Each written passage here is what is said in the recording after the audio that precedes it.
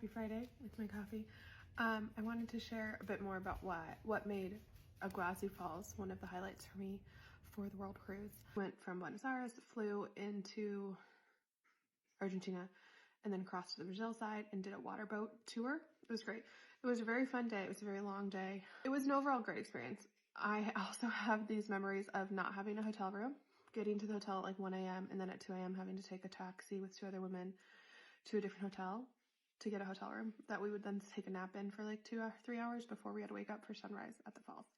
But it was still one of my favorite memories because the morning at the falls, we got there, it was dark. We didn't really know what was happening.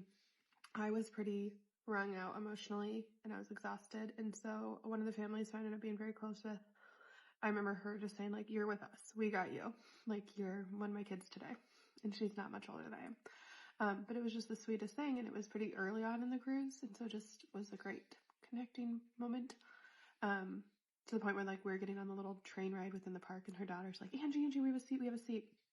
Love that. And then just literally watching the sunrise come up over the falls in Argentina.